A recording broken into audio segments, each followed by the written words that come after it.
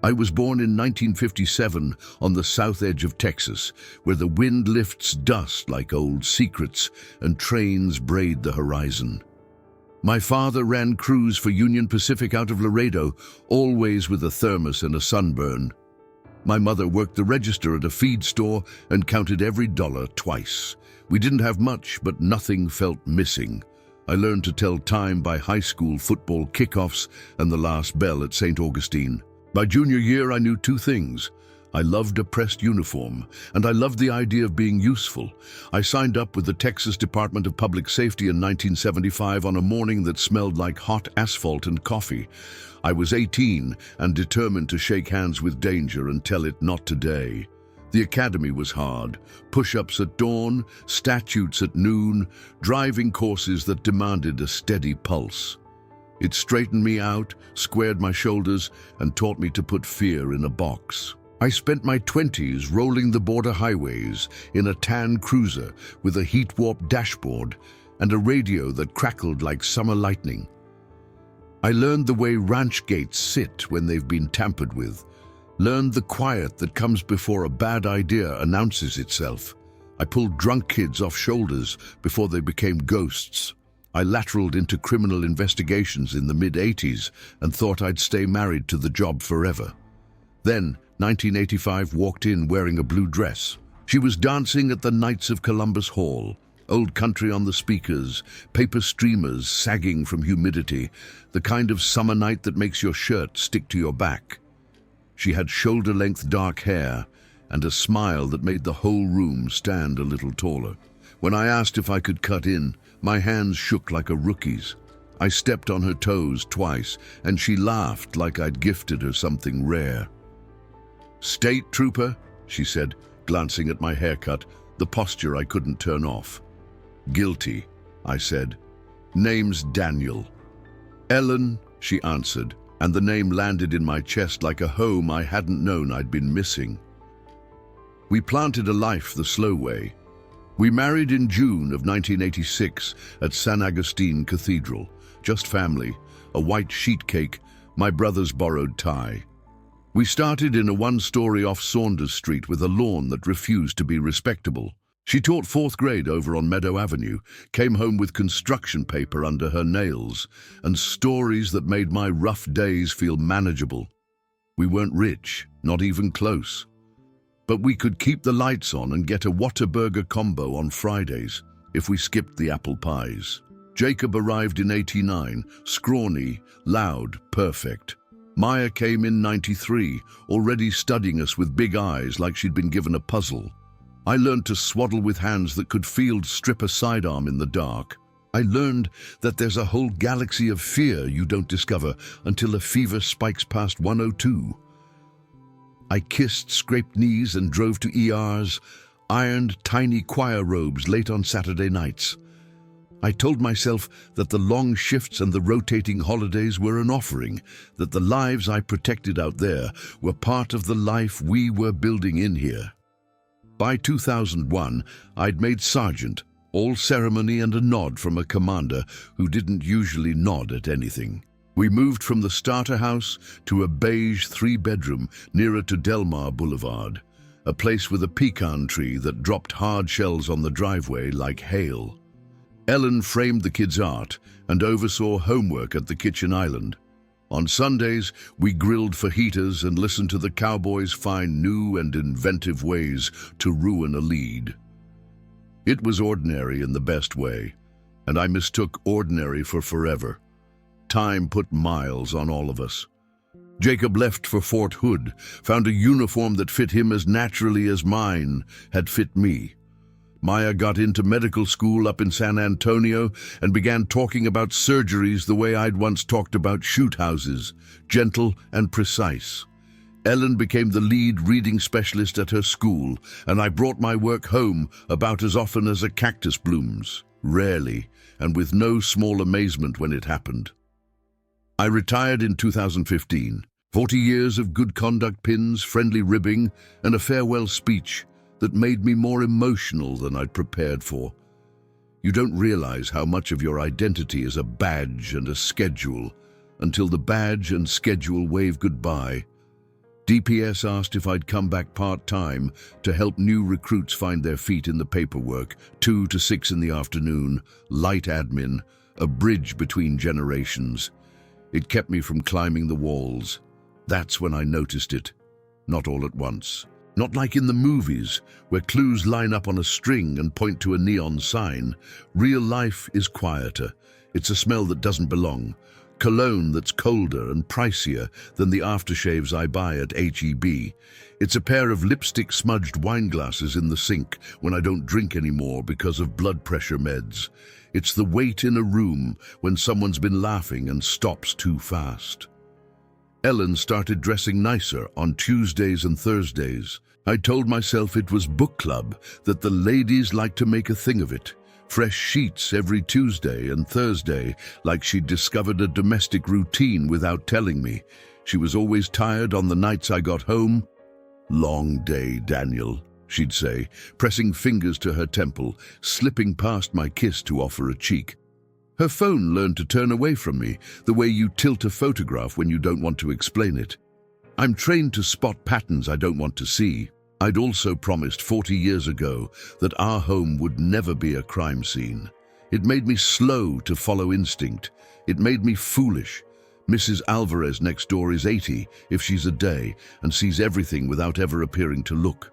One February afternoon, she stopped dead in her driveway when she saw me, a half-loaded bag of birdseed clutched to her chest. "Sergeant," she said, "because retired isn't how some folks see you. That black BMW that keeps stopping at your place? Very nice." I say to my sister, Ellen's company finally drives something tastier than a Camry. "Black BMW?" I repeated, feeling something inside me find the brakes. "What time?" 3 to 5, like clockwork," she said, squinting toward our house. "Tuesdays, Thursdays." Then she patted my arm and told me to take my vitamins. I stood under our pecan tree and felt 17 and 68 at the same time, hot-cheeked and foolish, old and tired. I told myself a story. Maybe someone from her literacy program gives her a ride. Maybe a parent from school. No, she retired 2 years ago. Maybe it's an Uber with an opinion of itself. The mind invents mercy when the heart is unprepared. In May of 2019, I wrenched my knee, hauling a cooler out of the bed of my truck at Lake Casablanca. Doctor called it meniscus and told me to sit down for a couple of weeks. 2 weeks off the 2 to 6 desk felt like a vacation I hadn't planned. I decided I'd surprise Ellen with lunch on a Tuesday, do something small but kind. You don't stop loving just because a room feels off. She left afternoon, said she was meeting the ladies for a matinee and early dinner. I stood at the front window with a knot in my stomach and my father's stubbornness in my spine. A black BMW slid to the curb like it owned the asphalt. The driver didn't get out. Ellen did. She wore the blue dress I'd always told her was my favorite. The car pulled away and took with it every alibi I'd invented. I didn't chase, I didn't call. I made coffee I couldn't taste and stared at the counter we'd picked out on a holiday weekend when the store ran a sale. Good stone, durable, promised to last until grandkids. Then I went to the spare bedroom, booted up the old laptop and searched for cameras the size of an apology. They arrived 2 days later in a little brown box that whistled innocence. I held one in my palm and thought about the oaths I'd taken, about truth and the protection of what's yours. I hid one between picture frames in the living room, the kind that catch your smile on the way to the door. Another perched like a sparrow on the kitchen shelf between a ceramic rooster and a jar of wooden spoons. One watched the hallway like a quiet uncle. The last one, God forgive me, went into our bedroom. Not because I wanted to, but because I couldn't keep swallowing doubt forever. Thursday, May 16th, 2019, started bright and mean. Ellen left at 1:30, perfume trailing in the hall, dressed simple but not casual. I sat at the dining table with my knee throbbing and my phone face down like a loaded question. At 2:14, I turned the phone over. The living room showed a square of Texas light on the rug. At 2:16, the front door opened. Ellen stepped in, smiling at someone behind her. He followed, a tall man in a tailored gray suit that didn't know the meaning of the word sale, hair shot with tasteful silver, a watch that cost more than my first car. He laid his hand on the small of her back, like it had been granted permanent privileges. "Missed you," he said, closing the door with his heel.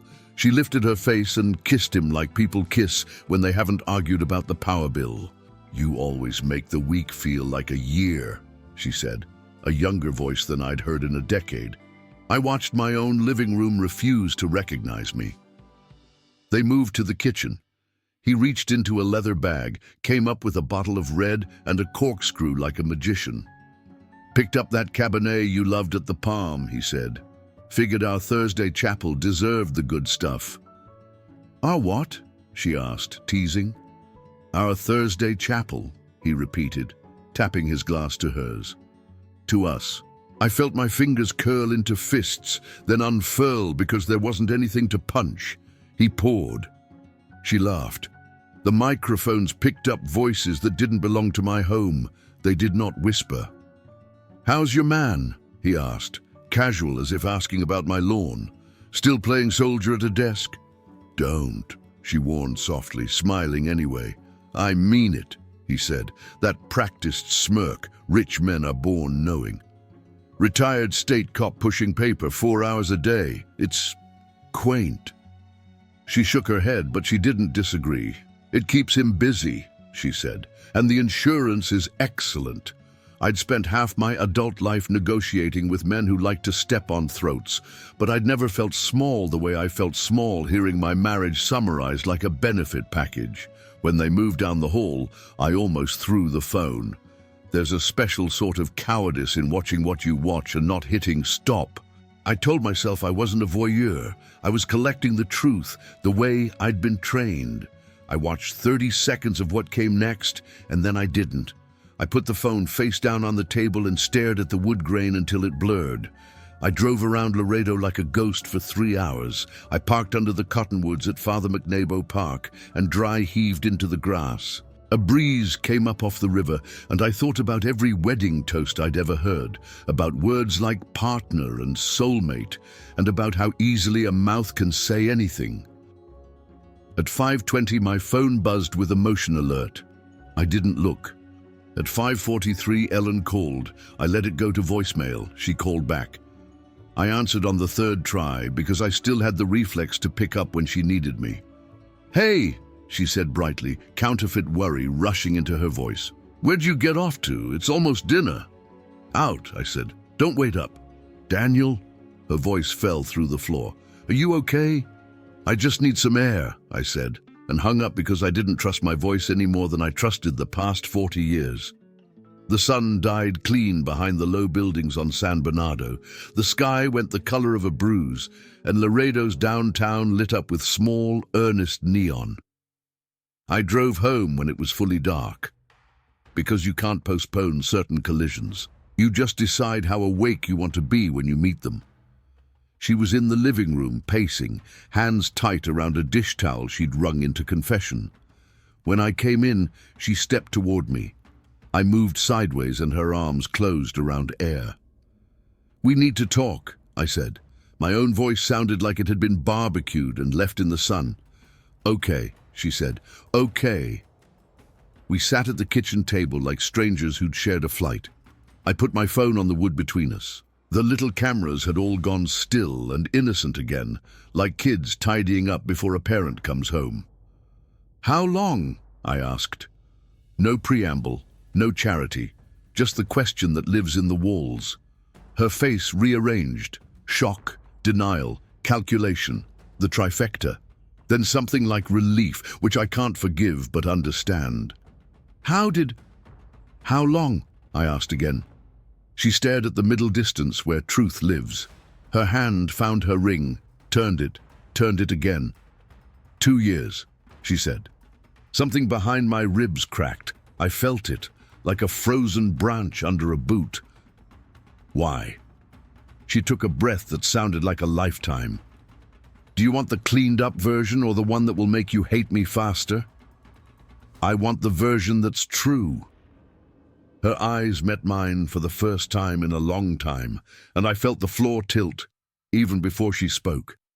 If you've read this far with me, thank you. If you've got a minute, tell me what city you're listening from. I'm always curious who's on the other end of my voice. And if this kind of story finds you on long drives and quiet kitchens, a quick like and a subscribe help me keep showing up here. No rush, no pressure, just a neighbor knocking on your door with a story. She looked at me like a swimmer about to break the surface for air, then chose to stay under. I got tired of being an afterthought, she said. The words came out level, but they had sharp edges. I got tired of being the one who remembers everything, the groceries, the dentist, your watch batteries, the thank you notes. I listened to your stories about traffic stops and stakeouts for 30 years, and every time I tried to tell you something that wasn't a crisis, you'd nod and reach for the remote. That's not true, I said, even as a dozen nods in front of the TV tugged on my sleeve. You used to bring me coffee in bed on Saturdays, she said. You used to ask what I was reading. When you retired, I thought, this is when we'll finally live. And then you learned to hover, around the house, around me. At 2 in the afternoon, you were already in tomorrow, and at 6, you were already in yesterday. You could have told me. I did, she said, in little ways, in bigger ways. You always said, we'll take a trip next spring. Spring kept moving. A pecan hit the driveway outside, a hard little gunshot that made us both flinch. Is he better? I asked, surprised by the steadiness in my voice. At asking? At listening? She blinked. He pays attention. She swallowed. I feel seen. You feel admired, I corrected. There's a difference. Admiration is a heat lamp. It keeps you warm. Seeing is work. She sat back like the chair had changed shape. For a second, I saw the girl at the Knights of Columbus Hall, the one who laughed when I stepped on her toes and laced her fingers with mine at the punch bowl. Then the current pulled us back to where we were. I tilted my phone toward her and tapped the screen. The living room bloomed to life, the two of them stepping in, the easy intimacy. I let it play for 7 seconds and then tapped it dark again. The silence afterward felt radioactive. You put cameras in our house. Her voice skipped, then cracked. Our house? I waited a beat so I wouldn't say something I couldn't reel back. I put cameras in a place where the truth had stopped coming through the door. That's... She searched for a word and grabbed the one closest to hand. Violent. What you did to this home is what violence looks like, Ellen, I said. This, I nudged the phone with a knuckle, is a mirror. Her eyes watered. She pressed the heels of her hands to them like she could push the tears back in. I'm sorry, she said. It was barely more than breath. For what? I asked. For getting caught? Or for doing it? She didn't answer. That was an answer. We sat there with the air between us growing heavy. A train horn drifted in from the south. 2 longs, a short, a long, and I pictured my father drinking coffee from a thermos, leaning against a yellow loco, telling a younger me that some days are just about carrying things to the other side. I'll sleep in the spare room, I said. Tomorrow I'll find a place. We can talk about what to tell the kids. We can talk about whatever we have to talk about. I stood up because I knew if I stayed sitting, I might say something I couldn't live with. She nodded, grief slow. Okay. In the spare room, I sat on the edge of the twin bed with my hands on my knees. The house sounded wrong. Air conditioner loud, water heater fussy. The framed photos on the wall, Jacob in a baseball uniform with a glove too big for him, Maya in a choir robe 2 sizes too small, watched me without blinking. I tried to pray and discovered I'd forgotten the first lines to all the prayers I knew. I tried to sleep and lay awake instead, inventorying the things I'd carried too long and the things I'd let go too easily. Morning arrived without asking us how we felt about it. I made coffee like a medic dressing a wound. The sunlight, through the kitchen blinds, made even the countertop look judgmental. When Ellen came in, she was already smaller, shoulders concave, eyes ragged from a night that hadn't bothered to end. We sat, we sipped. We didn't pretend this was normal. "I don't want the house," I said. "I know you love it, you can have it." She frowned. "That's not fair." "It's not a gift," I said. "It's an amputation." We agreed on practicalities like two people who'd once been capable of miracles. Later, I put shirts in a duffel and folded the good winter coat even though it was May. I took my father's watch from the top drawer and the picture of the kids on the first day of school with their ears sticking out and their backpacks too big. I left the cast iron skillet and the couch and the rug that still held the ghost of our first dog's nails. The leasing office at a complex off McPherson, Casa Verde, built in the late 90s and renovated with new numbers on the doors, smelled like copier paper and citrus cleaner. The young woman behind the desk had a plastic badge that said Alma and a small, fierce bun that didn't tolerate nonsense. "Short-term lease?" she asked after I explained. "I don't know what kind of term it's going to be," I said. The smile I tried on didn't fit right. She studied me the way nurses study you, kind but clinical. "First floor or second?" "First," I said, knees acting its age. She nodded like she knew. "We have a one-bedroom that comes open this afternoon. Neutral carpet, decent light. It's quiet, except when the mariachi band next door practices, and frankly, they're very good." I signed where she pointed. I initialed where she tapped. I put down a security deposit with a hand that didn't want to learn how to write my name in this new language.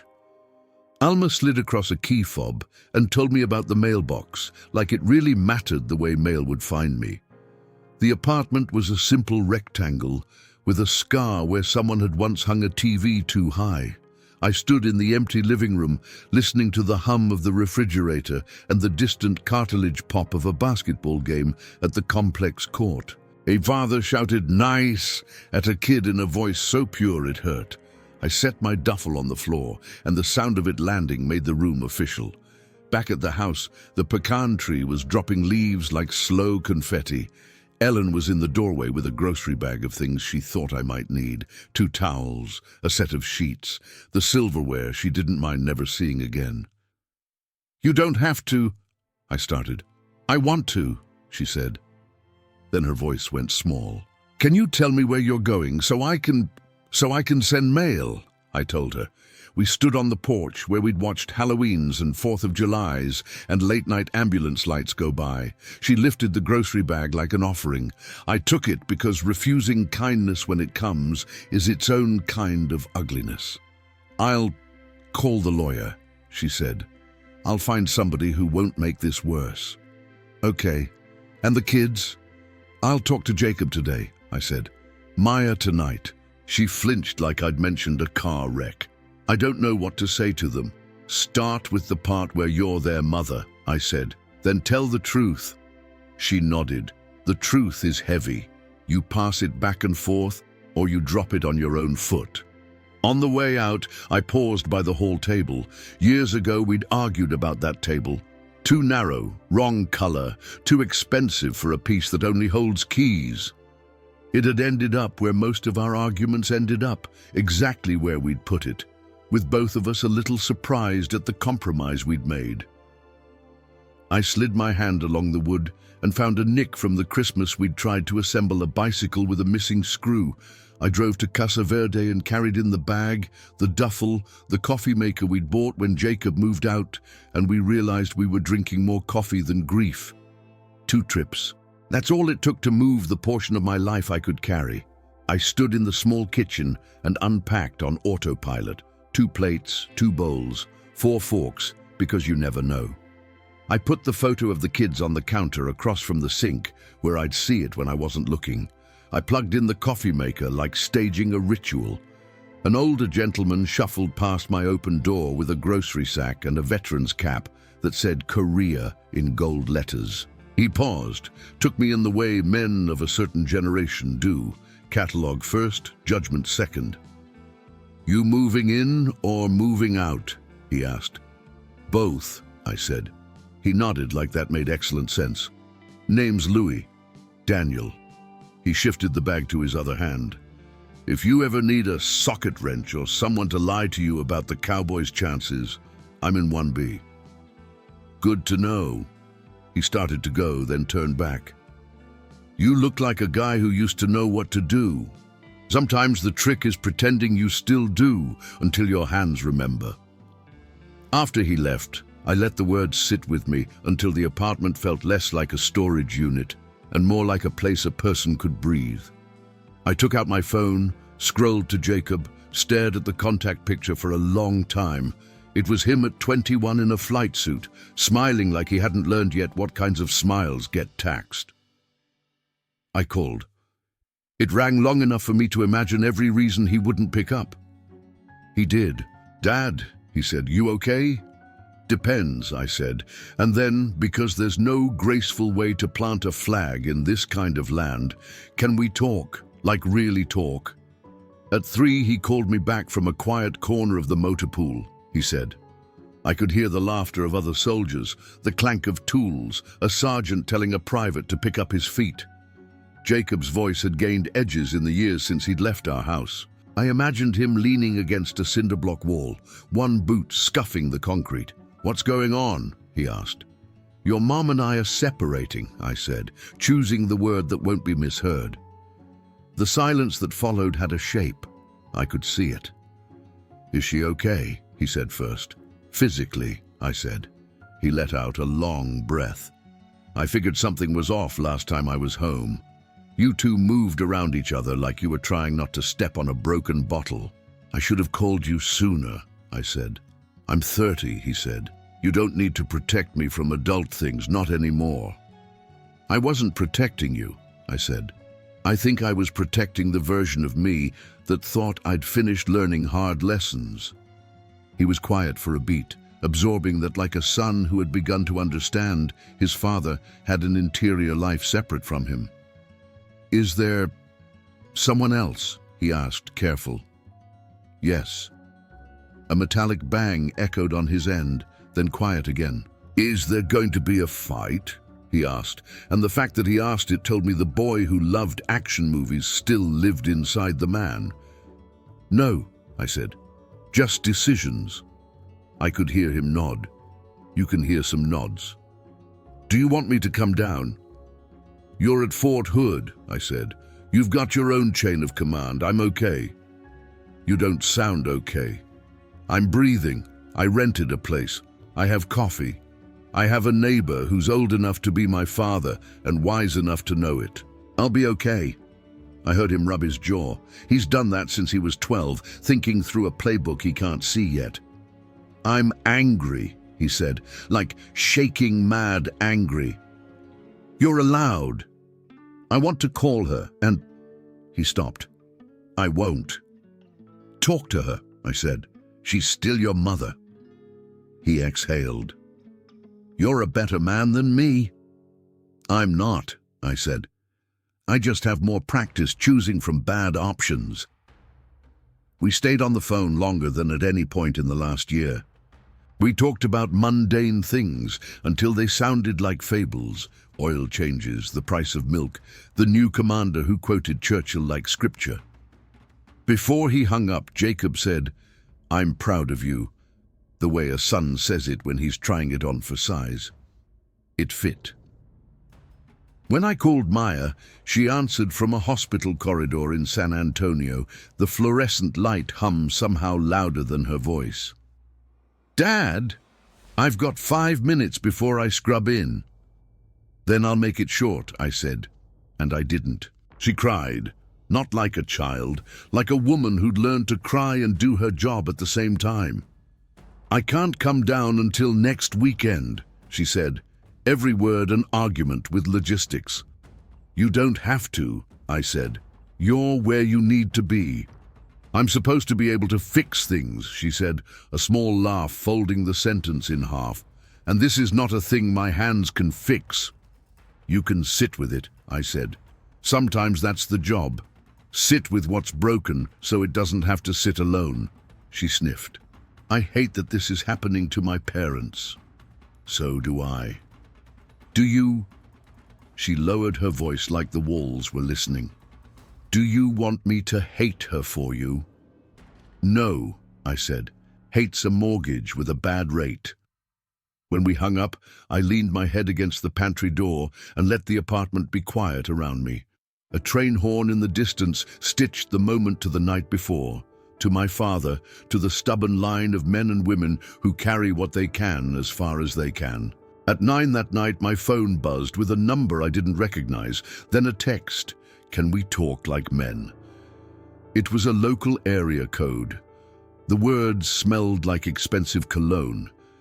I stared at the phrase like it was an animal deciding whether to bite. I've had men ask to meet me like men before. It usually means, allow me to stage a performance in which I am large and you are smaller than me. I didn't respond. I turned the phone off and set it on the counter. I boiled spaghetti and ate it standing up with jarred sauce and too much Parmesan. I put Ellen's donated sheets on the bed and tried to remember if we'd bought them together or if they were extras. I stood at the sliding glass door and watched the rectangle of lawn beyond it go blue with evening. Somewhere above me, someone laughed, the helpless laugh of people who are still allowed to think their love is indestructible. Round midnight, I dreamed that our house shrank into a shoebox and I carried it under my arm into a storm. When I woke up, I knew two things with the clarity that only 3 a.m. provides. I would not be defined by what had been done to me, and I would not let bitterness rot what was left of me. Dignity is quiet. It doesn't advertise. You just choose it again and again until your bones believe you. In the morning, Ellen's lawyer called. He had a voice like a guest preacher and told me about equitable division in a tone that suggested he had personally invented fairness. I thanked him, took the number of a good attorney from Alma at the leasing office. Everyone in Texas knows a good attorney, just like they know a good pitmaster, and made an appointment. Then I put on clean jeans and a shirt that still smelled like my old closet and drove to the courthouse. The flag out front snapped smart in the wind. I paused with my hand on the railing and said the kind of prayer that doesn't have words. Help me not embarrass the man I promised to be. On the steps, a black BMW idled at the curb. He stood beside it, sunglasses even though the morning was still shy. He lifted a hand like we were meeting for golf and bro hugs. My stomach shifted, but my feet stayed where I'd put them. Daniel, he said, taking off the shades so I could see the confidence in his eyes, was factory installed. I was hoping we could clear the air. The air is clear, I said. I can see you fine. He smiled, tolerant. Predators always look patient right before the bite. I know you're hurting. I know. I care about her, he said, deeply. I intend to... You intend to feel young, I said, and you like the way she makes you look in your head. His jaw ticked. He wasn't used to being revised. I want to make this easy. I'm not here to make it hard, I said. I'm here to make it legal. Good, he said, adjusting his cuff just so, because if you try to get ugly, I won't, I said. You're the expert. For a moment, something human flickered in his eyes. Annoyance or maybe the shock of encountering an opponent who wasn't going to enter the ring. Then it was gone. The sunglasses slid back up. The smile returned. The performance continued. Have a blessed day, he said like a threat. You too, I said, meaning it in a way that made him stumble. Inside, the courthouse was cooler than any room has a right to be in South Texas. My lawyer was younger than Jacob and wore a tie that tried too hard. He listened, really listened, jaw set, pen moving. We can take the house, he said. I don't want the house. We can at least leverage it. I don't want the house. He looked at me and put the pen down, because sensing your client's spine is part of the job. What do you want? To be done, I said, in a way my kids can respect. He nodded like maybe this was not the most lucrative client he'd taken on, but maybe it was the one who'd let him sleep at night. "We'll get you done." On the drive back to Casa Verde, I stopped at Whataburger out of muscle memory. The kid at the register called me "Sir" too many times and handed me a number that glowed like a tiny lighthouse. I ate in the truck and cried with my mouth full and didn't wipe my face because there is a point at which dignity and honesty shake hands. When I got back to the apartment, there was a note taped to my door in an unfamiliar hand using block letters that tried not to be emotional. It said, "Potluck this Saturday. Bring anything. 6 p.m. Courtyard. Welcome new neighbor." Someone had drawn a lopsided smiley face next to the word anything. It looked like a child's, but I knew it wasn't. That's the thing about community. It never looks like you think it will. It's always a little messy, a little homemade, and exactly what you need even when you're sure you don't. I put the note on the fridge with the lone magnet I'd brought. San Agustin Cathedral, night shot, the steeple lit up like a lighthouse against a dark sky. The phone rang. I let it go to voicemail. I turned on the sink and let the water run until it went cold, then hot again. I pictured my children when they were small, one on each knee, the weight of them a perfect ache. I pictured Ellen's face at 19 and at 59 and all the faces in between. I thought about the oath I'd taken when I was 18, the one about serving with integrity. You don't get to break that oath because your personal life does. You can't resign from yourself. I washed the 2 plates I'd dirtied, even though the dishwasher was empty and waiting. Then I sat at the small table and wrote my name in the notebook Louis had left at my door with no note. Just a notebook and a pen, the quiet tools of men who have had to restart. I wrote it in large letters once, then smaller, then normal. Then I wrote the sentence I tell new recruits when they learn their first bad day. You are not the worst thing that has happened to you. I'm not. And she isn't either. That thought surprised me most of all. I've learned that silence has several dialects. There's the hospital corridor silence of things at stake, the courthouse silence that smells like toner and verdicts, the married kitchen silence of held breath. There's also the hush of a first night at a new address, the way a stranger's air learns your name. 2 mornings after the courthouse, I woke to the sound of bacon in someone else's pan and a Mexican ballad floating up from a car idling near the office. The apartment's AC kicked on and I said thank you out loud, because the world doing what it's supposed to do still feels like a gift in seasons when people don't. I buttoned a clean shirt and drove to DPS headquarters for my 2 to 6. The building greeted me with that government smell, burned coffee, rubber soles, a faint permanent marker that never entirely leaves. The young faces in the classroom turned when I came in, each of them sitting straighter, as if a posture correction could get them through the next door faster. You all look like you learned a new law in your sleep, I said, putting the stack of forms on the desk. You didn't. Today's lesson is how to read a report without falling asleep and how to write one without confusing the judge. They laughed. The kind of laugh that says, we would like to be men and women who can bear things. Please teach us. I did my job the way you cook for someone you love. Basic, honest, no showing off. Between the lines, I told them the other thing, that their badge is a mirror, not a sword, that it reflects who they are long after their shift ends. I didn't say why that mattered so much this particular week. At 4:30, Lieutenant Suarez leaned in the doorway and caught my eye. He's younger than me by a dozen years and careful not to act like it. You good? He asked in a tone you reserve for men you know won't answer badly. I'm upright, I said. You know we've got your back. I know. He didn't mention Ellen. He didn't mention the BMW. He mentioned a fishing trip in September and whether I'd bring the good jerky. We do what we can for each other within the limits of what we're allowed to say. On the way home, I stopped at H-E-B and bought groceries like a man who'd never been alone in a pantry. I reached for the brand we'd always bought and pulled back. I reached again and picked the same brand. There are days for reinvention and days for what your hands already know. A woman in scrubs bumped my cart and apologized in a voice that told me she had apologized to too many people today.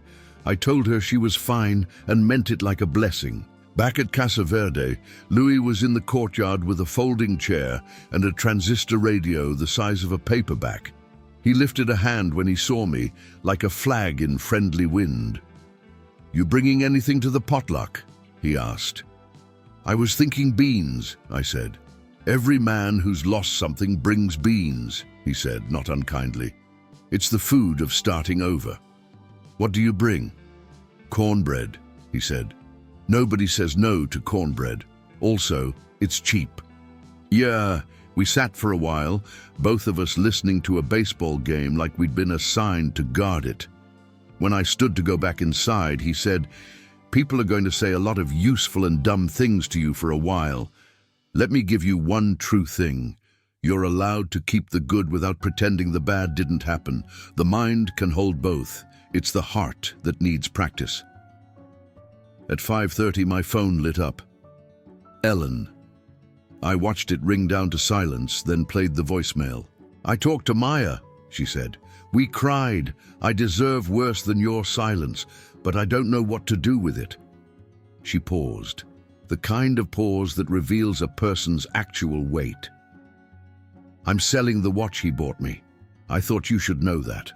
I deleted the message and then recovered it and saved it, not because I wanted it, because I wanted the version of me who deletes to have a second chance.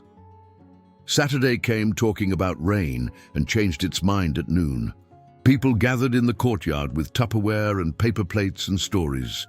A woman with too much eyeliner and a laugh you could climb on brought enchiladas that could make enemies friends. A man with a tattoo peeking from his collarbone brought lemonade that tasted like August if you're 8. I set my pot of beans on the table and watched them slot in like they'd been expected. "Daniel!" Alma called from the far end, waving a serving spoon like a baton. "You made it. Never miss a chance to be fed," I said. "This is Mr. Navarro," she said, steering me toward a compact man with a white mustache and a handshake like a firm sentence. "His daughter's a nurse at the big hospital in San Antonio." "Which one?" I asked. "Methodist," he said. "My daughter's a resident at University Hospital," I said. He nodded like the world had just drawn a line connecting us. "They all work too hard," he said. "We pray anyway." We ate on folding chairs and told clean lies about our lives, only the ones meant to comfort. Louis made my cornbread look like an amateur effort with his, but he took my third slice like a compliment. I watched couples bicker and make up over plastic forks, watched a teenager teach a smaller kid to spin a basketball on his finger. Normalcy is the bravest thing some communities ever do. Around 8, when the mosquitoes clocked in, I slipped upstairs and sat on the edge of the bed. I thought about the first year of our marriage, when Ellen and I had only one good pan, and we used it like a shared promise. I thought about South Padre in '87, the cheap motel where the AC rattled like a freight train, her hair sticking to her neck as we ate shrimp with our fingers and made plans that didn't know their own expiration date. I let myself have those memories without trying to turn them into an argument. Then I put the beans in the fridge and washed the pot. On Monday, my lawyer slid a stack of papers across his desk like a deck of cards nobody wins. "We can push for spousal support," he said. "You qualify." "I don't want her money," I said. "I don't want my money filtered through her regret." He raised his eyebrows, then nodded. "We'll keep it clean." By October, the papers had been stamped by people whose names I never learned. The judge, with the patient face, read a set of phrases that are the same in every county in this country, and with the bang of something softer than a gavel, my marriage was no longer recognized by the state of Texas. The human body doesn't know what to do with that kind of administrative finality. Mine decided to shake. I went outside and held onto the rail until the world remembered gravity. Ellen was there, 10 feet away, in a navy dress she could have worn to a parent-teacher conference 15 years ago. She looked at me, and in an instant, we both understood a new, narrow truth. We were family in a way that the law could not take away, and the heart didn't know how to keep. "Thank you," she said. "For what?" I asked, exhausted. "For not making a bonfire." "There's no satisfaction in ash," I said. The BMW man was not there. He had somewhere better to be. That, in the end, was our entire quarrel in 10 words. Weeks became a rhythm, which is another way of saying I learned the new words to old songs. Monday through Friday, I wore tucked-in shirts and explained the difference between probable cause and a hunch. Saturdays, I took the truck to Lake Casablanca and stood still long enough for fish to make me believe in patience again. Sundays, I drove to San Antonio with a cooler of leftovers and a desire not to hover. I sat with Maya on her 15-minute breaks, each of us drinking coffee like medicine and talking about small things that keep big things from swallowing you. When I could, I drove up to Killeen and let Jacob show me the hangar where his job had turned into his shoulders. We didn't talk about Ellen much. When we did, it was in the careful tone of people who have decided not to label a wound so it can knit on its own. In late March of 2020, silence found a new dialect. Streets went empty. Chibi employees became clergy. We learned how long 6 feet is without a ruler. I wiped down my groceries with an attention that bordered on religion. I called Jacob to make sure the base had enough masks. I called Maya every other night and listened to the adjectives drain from her voice until all that was left were nouns: bed, breath, ventilator. She told me about a woman who held an iPad up to a man too tired to speak so he could watch his daughter do homework across town. She told me about taking her shoes off on the porch and sleeping with the window open to smell the world she was saving. Ellen called less. When she did, we kept it simple. "You okay?" "I'm okay." "Need anything?" "I'm fine." A rumor reached me. Rumors travel like pollen in small cities that the BMW had taken a long trip and found a reason to stay gone. I didn't chase the details. I had enough of my own. In the spring of 2021, after the surge broke and the world crept back into itself, my chest tightened on a walk around the complex. Not a lot, just enough to make me think about my father's thermos and his stubborn gene. Maya set up a cardiology appointment with a speed that made the scheduler's voice go respectful. 3 days later, I lay on a table while a machine made a portrait of my heart in grayscale. The tech was gentle in the way of people who have seen too much to play tough. The cardiologist said words like plaque and stent with a tone that suggested they were punctuation, not plot. He booked me for a procedure and told me not to scare myself on the internet. The morning they wheeled me in, the nurse on my left wore a badge with the name Gina, and the nurse on my right hummed without knowing she was humming. I stared at the ceiling tiles and thought, not for the first time, about how much fluorescent light has witnessed. The last thing I remember before the curtain of anesthesia fell was the sound of a phone buzzing on someone's hip, and the word "copy" said briskly by a voice trained to agree. When I woke up, the first face I saw was Jacob's, tucked behind a surgical mask, eyes crinkled in a way that meant he was smiling. The second face I saw was Ellen's, tentative in the doorway, a bouquet of grocery store daisies clenched in her hand like a confession. "Hey," I said, groggy. "Hey," she said. "I brought flowers like it's a sitcom." "I always liked the episodes with laugh tracks," I said. She set the daisies on the counter and hovered like she didn't know whether to leave or join. I motioned to the chair. She sat. We talked about the weather as if it had taken a risk to show up today. We talked about Jacob's new lieutenant, about the coffee at the hospital. Bad. About the nurse who reminded Ellen of a student she'd once had. Good. She didn't apologize. I didn't invite her to.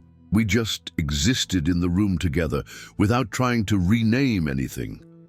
Later, when she left, she paused at the foot of the bed and said, "I'm glad you're okay."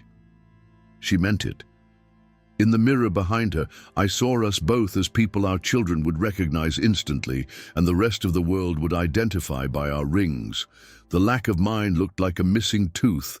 For a while you can't see anything else, and then eventually you just smile again. 2 months later, I saw her at H-E-B loading groceries into the back of a car that wasn't the BMW. Sun on her face made her look like the woman who once made shrimp with me in a rattling motel. We waved, did the small-town courtesy nod that says we are still on the same map. I thought, not for the first time, that there are marriages that become friendships and marriages that become museums. Ours was becoming a library, quiet, useful, full of volumes you can still borrow if you're careful. The letter arrived in late summer of 2023 with a return address I knew like a bruise. Ellen's. The envelope had that careful look of something drafted and redrafted in a mind before any ink touched paper. I stood at the mailbox with the heat working hard and considered opening it right there. I put it in my back pocket and walked upstairs, the way a man carries a sparking fuse to a sink. It wasn't a long letter. It wasn't theatrical. It was just facts written in her hand, which is a tidy teacher's hand. I found a lump. They say we caught it early. Surgery scheduled. I thought you should know. Please don't feel obligated. I sat at the small table and stared at the page long enough for the words to loosen and become shapes. Then I called Maya. I could hear operating room clatter in the background, and I felt bad within the first ring for adding weight to a day already carrying too much. "I'll make her appointments in San Antonio," Maya said, decisive in a way that made me grateful and a little breathless. "You can drive her. I'll meet you there. We'll do this like adults who love the same person in different ways." We did. And that's where I'll pick it up next time. Hospitals are cathedrals for people who don't pray out loud. The ceilings are higher than they need to be. The floors polished until you can see the bottom of your shoes and the parts of yourself you'd rather not. They smell like sanitizer and hope.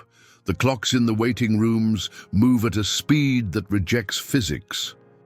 We did the dawn drive up I-35 in a silence that wasn't hostile, just practical. Ellen sat in the passenger seat with a tote bag on her lap like a seatbelt, paperback charger, knitted shawl some former student had made. I watched the mile markers count in a language I've spoken my whole life. 105, 104, 103. We passed the Buckies at New Braunfels, the cartoon beaver grinning like a friendly insult, and I almost asked if she needed anything. I didn't. You learn to hold kindness the way you hold a bird, gentle, ready to let go. Maya met us at the curb, hair pulled back, scrubs under a hoodie like a superhero who does triage. She hugged her mother hard enough to convince the morning to stand down. She hugged me softer, like she was afraid I might break. "We check in here," she said, leading us toward glass doors that swooshed like secrets. "Then they'll take her vitals, labs, and we wait. It should be a lumpectomy. If they see more than they expected, it becomes something else. We'll know the plan when we know the plan." The registration clerk wore glitter nail polish and a necklace that spelled out her name, TIA. She made eye contact with Ellen and didn't break it. "You bring the insurance card?" she asked, like we were all in on the same joke. The words copay and deductible floated between us like distant radio stations. Pre-op was a small city. Nurses moved like traffic cops without the whistles. Techs hauled carts with the determination of people who know they're the backbone. A woman with a badge that said Susan snapped a plastic band around Ellen's wrist and put a sticker with a barcode on her chart as if she were adding stripes to a flag. Vitals. Blood draw. The blood had that rich look that always makes me think of Texas soil. A nurse asked if she'd eaten. Another asked about medications. A third asked about allergies. The questions passed Ellen back and forth until she was a document written in triplicate. I held her tote. My hands needed to do something. The surgeon arrived with the calm of a person who makes precise decisions before other people are fully awake. Her name was Dr. Jensen, early 40s, sharp eyes, gentler voice. She drew on Ellen's skin with a purple marker, a map nobody wants. "We'll take the mass and a margin," she said. "We'll do a sentinel node biopsy. If lymph nodes look clean, you'll go home tonight. If not, we'll talk next steps. Any questions?" Ellen looked at me like she might borrow one of mine. I had none worth asking. Maya did. Pathology turnaround? Radiation timeline? Port if needed? They spoke in a shorthand that made me proud and useless. "Doctor." Jensen answered each with a clarity that made me want to shake her hand like I was thanking a soldier. When it was time, the nurse pulled the curtain. "One person can come," she said, eyes flicking between us. I looked at Maya. She nodded toward me. "Go," she mouthed. Inside the small rectangle of privacy, Ellen wore a thin gown and the expression of someone negotiating with the universe. Her hair looked softer without the armor of hairspray. The line of her collarbone had a new definition. Fear teaches certain parts of the body to speak louder. I sat on the edge of the bed and took her hand, palm up, like we were both trying to remember how. "Hey," I said. "Hey," she said back. "Funny, isn't it?" "What's funny?" "That after everything, this is what puts us in the same room again." I swallowed. 1,000 sentences presented themselves for inspection. I chose the smallest one. "I'm glad I'm here." She nodded. "Me too." We sat quietly while the machines did their agreeable little beeps. Somewhere beyond the curtain, a nurse laughed, a warm sound that smelled like coffee. Ellen turned her head toward me. "He left," she said, and we both knew which he. "When?" "When I told him," she said. "He said he'd be there if I needed anything. Then he needed everything more." "I'm sorry," I said, and meant it, and hated that I meant it. She squeezed my hand. "The night I found the lump, I thought about you first. Not because not like that. Because of the paperwork, because you always know where the paperwork is." A tear escaped, defiant. "You always know where the flashlight is during a storm." "Everybody needs a flashlight, guy," I said. A nurse in surgical blue appeared. "Time to go," she said. "You'll be in recovery before you know you left." I stood. The transport tech unlocked the bed and steered. I walked alongside until the red line on the floor said I couldn't. I leaned down and kissed Ellen's forehead, a gesture my body remembered without asking permission. "See you on the other side," I said. "See you," she whispered. "Waiting rooms are where you meet yourself." I sat with a styrofoam cup of bad coffee that tasted like somebody's last shift. Maya folded and unfolded a list she didn't need anymore. We spoke in fragments. She told me the attending who trained her in nights was leaving for Dallas. I told her about Louis' theory of cornbread. We watched the board on the wall update Ellen's status with the sterile grace of a weather map. 3 hours later, Dr. Jensen walked toward us with that even stride surgeons learn so families can read their faces. I stood up too fast. Maya stood slower, but stood taller. "Clean margins," Dr. Jensen said before she'd reached conversational distance. "Nodes negative on frozen section. We'll confirm with full pathology in a few days. Radiation for a few weeks. No chemo unless final path surprises us. She did very well." I let out a breath that felt older than me. Maya made a sound like someone taking off a backpack after a long hike. We both said thank you like the word had had its tires rotated. In recovery, Ellen was smaller and larger at the same time. She had the waxy look of anesthesia and the focused relief of a runner who can see the finish line. "We got it," Maya said. Ellen's face crumpled and reassembled. "On the drive home, we stopped at Bucky's because you don't pass a chance at ice when fire has had its way with you." Ellen got a bag of ice and a brisket sandwich, because somewhere deep in her body a Texan was in charge. We drove in a comfortable quiet, the beaver grinning at us from the cup like a witness. At her house, I carried in the tote and the pharmacy bag and set up the recliner like a command post. Pillow, blanket, water within arm's reach, remote where a hand could find it without a search party. I opened the window a crack to let in the honest air. I made chicken noodle soup the way my mother had taught me. Gentle boil, more time than you think, a squeeze of lemon right at the end. I ladled it out and watched Ellen bring the spoon to her lips like the first bite could confirm the future. That first week, I built a schedule like a scaffolding. Radiation consult Tuesday, pathology call Thursday, first treatment the Monday after. I drove. I waited in the car lot when the waiting room asked for patience we didn't have. I texted Maya pictures of the parking garage so she could find us quick. I held doors, bottles, breath. I didn't stay overnight. That line mattered. The recliner was hers. The couch was for daytime sleep. My apartment was where I returned to prove to myself that boundaries can be compassion too. Neighbors did what neighbors do. Mrs. Alvarez sent over arroz con pollo with a note that said, "For healing, also for taste." Alma taped a pink ribbon to Ellen's mailbox and later apologized for worrying about optics. "It's okay to let people know you're in a fight," Ellen said. On the third day, Ellen asked me to take her to the backyard. We sat on lawn chairs under the pecan tree that has watched more of our life than any human has, and we let the shade do its famous work. The air felt stitched to the afternoon by a thread of cicadas. She turned to me with a softness in her eyes I hadn't seen since we were making a family out of paycheck weeks and laundry. "I'm not asking you to forgive me," she said. "Not because I don't want it. Because I don't think I get a vote in whether you do. But I need to say the part I avoided. I didn't cheat because you were bad. I cheated because I was greedy. I wanted to be the main event in someone's life without having to be the main event in mine." I nodded. My jaw went tight the way it does when there's a flare on the shoulder and you don't know yet who has walked away and who hasn't.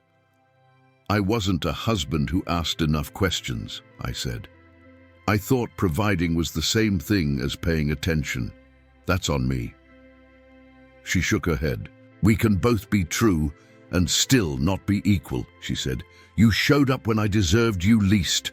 That's the thing I will carry down to the last day.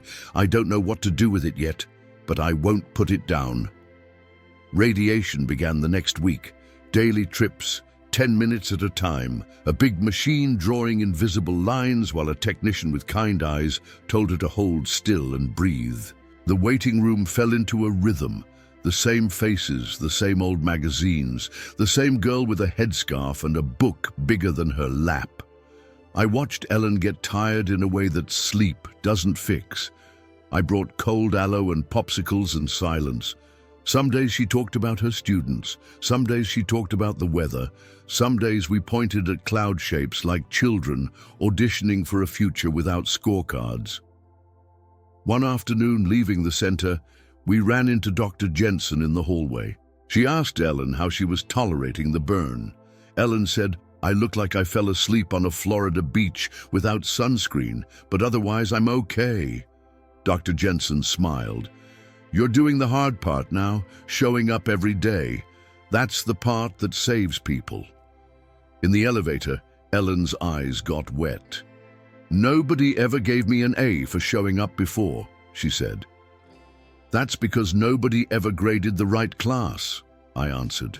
On the last day of radiation, the techs clapped, a small, sincere applause that made Ellen blush. They handed her a certificate with her name on it and a bell to ring. She pulled the rope with more strength than the month deserved. The sound echoed down the corridor and through the frame I carry around my chest. It sounded to my ear like a pact. We didn't go out to celebrate. We went home and sat in the quiet, the rare kind that tastes like cooling steel. She fell asleep with her head tipped back and her mouth just barely open, the way she used to on the couch after long days before our lives learned to measure themselves against the speed of a beeping machine. That night, Back at Casa Verde, Louis knocked once and let himself in the polite way men of his era do when they're giving you the chance to object. He carried 2 pieces of cornbread wrapped in a napkin. "Heard the bell rang," he said. "Baked this morning like a lucky man." I took the bread and thanked him. He looked around my small place and nodded like a weather forecaster. "You're doing the hard kind of good," he said. "The kind with no audience." "There was an audience," I said. "A couple of texts, a certificate, a bell." He smiled. "That counts." Jacob called late, later than his usual, voice low. "I saw the video of the bell," he said. "Maya sent it. I had to go sit in my truck and pretend I'd lost my keys for a while." "How's your command?" I asked, because life keeps needing tending while the parts you love are on fire. "Better since I told a captain his motivational speech was making privates cry," he said, a little proud. "Dad?" "Yeah?" "You're teaching me again, just by how you're standing there." I took the cornbread apart with my hands and ate it without butter. It tasted like things worth staying for. A week later, the final pathology came back, clear. There would be follow-ups. Imagine a future in 6-month increments for a while, but the word clear anchored the day like a nail sunk home. Ellen texted me a single sentence. "I've been crying in ways I didn't know were allowed." I wrote back, "Me too." Then I put on shoes and walked the complex until my body believed the word. Autumn in South Texas is a rumor more than a season. But that year, the mornings cooled just enough to make coffee taste like a story. One Saturday, Alma and Mr. Navarro set up another potluck. This time I brought deviled eggs because I wanted something that looked fussy and tasted simple. I told Alma about the bell. She hugged me and said, "Everyone should get to ring something when they finish something hard." She's right. If I ran the world, there'd be bells at the end of divorces done with dignity, and bells for the first time you make a doctor appointment you've been afraid to make, and bells for the days you don't text the person you shouldn't text. Quiet bells, maybe, but bells all the same. If grief teaches you the weight of endings, grandparenthood teaches you the buoyancy of beginnings. The first time I held my son's daughter, June, 6 pounds of milk and miracle, in early 2024, I forgot every courtroom, every waiting room, every midnight I thought might not lead to morning. She smelled like laundry that didn't know about stains yet. Her fingers gripped my thumb, like a promise I hadn't made but would keep anyway. Jacob married Lauren in 2022, out at the base chapel, under a sky that pretended it wasn't about to rain. We stood on either side of the center aisle, Ellen and I, like bookends for a story with a middle we'll still be reading when we're 90. He looked so much like me in his dress uniform that for a second I felt sorry for the world. One Whitaker had been enough. He cried when he saw Lauren walk, and afterward he laughed about it, and I silently added it to the list of ways he was already better than me. When they brought June home, the baby yawned and the air changed temperature. Ellen stood next to me in the hospital room, hands folded in front of her, the way she always does when she's trying not to reach for something.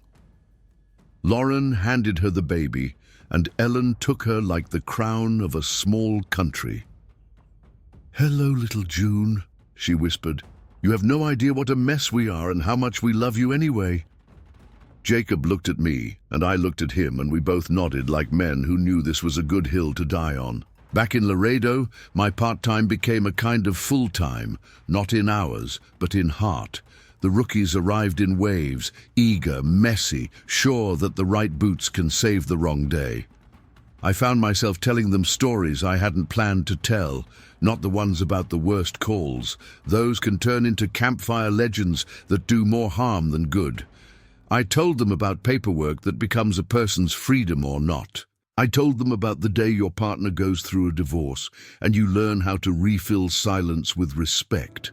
I told them about the oath, that it's a lifetime thing, not a paycheck thing. One of the new ones, Torres, 22 with a buzz cut and a jaw that hadn't figured out where it belongs, asked me if I ever hated the people who hurt me. "I don't have that kind of time," I said. "Hate makes every clock in your life run slow." Spring rolled in on the backs of high school seniors with windows down. The pecan tree out front of Ellen's house greened up like it meant it. We kept our patterns. I drove her to the 6-month mammogram. She texted me silly pictures of the waiting room magazines, who reads about beach bodies in April when you're in South Texas. I brought her rotisserie chicken on the days the burning fatigue came back for a victory lap. She returned my cooler spotless because some decencies refused to die. In May, the department asked if I'd be willing to say a few words at the annual service awards. "You've got 50 years with us if we count the years you've been coming back to help," Lieutenant Suarez said, "which is like saying you've been married to a neighborhood." I told him I'd stand where he told me and speak into what he pointed at. The ceremony was modest, the way I like: folding chairs, a podium that had lived 3 lives, a color guard that made your spine remember why you have one. They called my name, and the applause sounded like rain on a tin roof. I looked out and saw Jacob in a suit he'd clearly let his wife choose, Maya in a blue dress that said, "I know things you'll be grateful I know," and, back a few rows, Ellen, uncomplicated in a simple blouse that didn't ask for a second look. I said what I wish somebody had said to me when I was 18. "We are custodians," I told the room. "We take care of other people's bad days until they can take care of their own again. We won't be thanked enough for it. That's all right. We didn't sign up for gratitude. We signed up for steadiness." I told them about the day I learned that doing something without an audience is the best way to test your motives. I didn't talk about betrayal or radiology or hidden cameras. I didn't have to. The shape of my life is in my voice now. People can hear it without me pointing. Afterward, Maya hugged me and whispered, "You always were more preacher than cop." Jacob shook my hand like I was another man and not his father, and said, "You made them listen."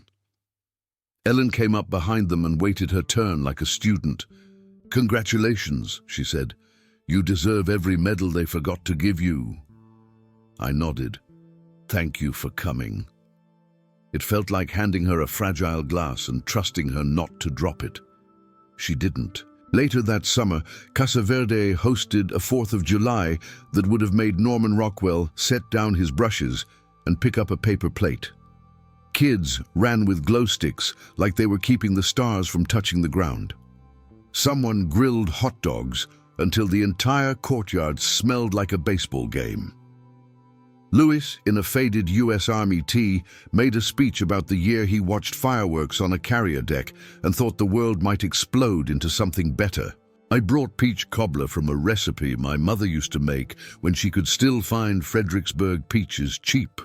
Alma kissed me on the cheek like I was the mayor and told me I'd finally learned how to make a crust. I told her I'd had good instruction from ghosts.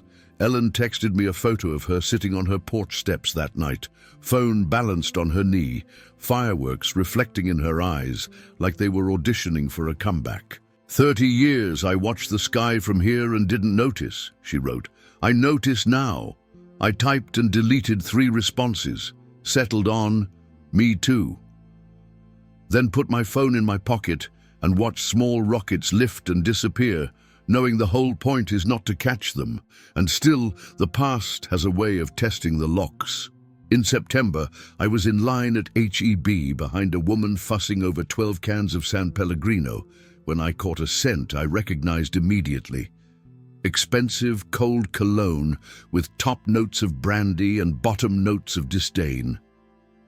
I turned, and there he was, holding a basket with a single lemon and a box of imported cookies, sunglasses on his head like a crown he hadn't paid sales tax on. We looked at each other like 2 countries at a border crossing. He smiled, practiced, a performance burned so deeply into his muscles that his bones probably lifted the corners of his mouth while he slept. "Daniel," he said, "how are you?" "Buying paper towels," I said, and lifted my roll like a trophy. He glanced toward the exit, toward my truck, towards something he could say to make himself taller. "I heard," he said, as if we were discussing a baseball trade. "About her issue." "She rang the bell," I said. He blinked. "What bell?" "Never mind." He adjusted a cuff that had not moved. "We had good times," he said, aiming the words somewhere near my sternum. "I'm sure they were expensive," I said. He laughed, the way men laugh when there's a mirror nearby. "I wish you no ill will." "I don't have time for anybody's ill will," I said. "I'm busy." "Doing what?" he asked, amused. "Learning to make a crust," I said. "Holding babies, keeping promises to people who didn't keep theirs to me." He opened his mouth to reply. The cashier called, "Next," and he stepped forward because money respects the front of the line more than it respects anything. I watched him hand over a card I knew from 1,000 commercials. He strode out into the heat, and I watched him shrink as the automatic doors swallowed him. The cologne stuck around another minute, then changed its mind and left too. Some nights now I sleep like a man who owes his body the favor. Some nights I still wake at 3 and walk the apartment until the walls remember my shape. On those nights, I make a list of things I've finished, small forms of bell ringing you don't get a certificate for. Changed the oil, called my sister, told Louis the truth when he asked how I really was, didn't check Ellen's social media when the wind was wrong. In October, the phone rang before dawn with a number I didn't recognize, but a tone I felt in my ribs. "Mr. Whitaker," a voice said, "this is University Hospital. Your daughter is okay, but..." My heart put on its boots in a single beat. She was driving home after a 20-hour shift, and someone ran a light. Minor injuries. They're keeping her for observation. The drive to San Antonio was a prayer in the shape of asphalt. I kept my hands at 10 and 2 like a recruit. When I arrived, Maya was propped in a bed with a black eye already coloring like a bruise, practicing for a painting. "I'm fine," she said. "The other car's worse. They're okay too." "You're not fine," I said, and pulled the chair close and put my head near her hand. Ellen arrived 10 minutes later, breathless, hair uncombed, the ghost of radiation still living on her skin. And for a moment, we were the old version of ourselves in the only way that matters. Two parents, grateful, chastened, furious at the fragility of everything. We took turns holding paper cups while Maya sipped water and made jokes about the taste. We didn't talk about the accident much. We talked about her intern, who'd be fine without her for a shift, and about the clouds through the window that looked like a dog if you didn't try too hard. Before we left, Maya dozed. Ellen turned to me and said, "I'm sorry is an incomplete sentence. Thank you is better." "Both can be true," I said. We walked into the parking lot together and then separated like a river splitting around a rock. I watched her drive away, tail lights blinking, and thought about the way forgiveness isn't a moment, but a muscle. You work it, or it atrophies. It doesn't grow just because you want to be the kind of person with strong arms. In December, on a quiet Saturday, I got a letter from the department.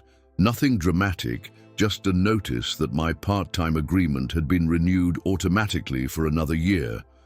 I looked at the date, 2025, and felt a small lift in my chest that felt like a new gear. I taped the letter next to the potluck notices and a photo of June sleeping with her mouth open like she was teaching me to inhale. The year turned without asking our permission. Fireworks again, shrugging resolutions, a fresh calendar that didn't know yet what would fill it. On the morning of January the 2nd, the air felt fresher somehow, like a rumor we'd decided to believe for a while. I made coffee, opened the blinds, and picked up a notebook. At the top of a clean page, I wrote, "You are allowed to live a life that is simple, honorable, and deeply occupied with small things that matter." Then I underlined it light, the way you underline when you're persuading yourself you already knew. There's a particular quiet that settles after a storm, the kind that smells like wet pavement and second chances. January leaned into that quiet like it had rented it by the hour.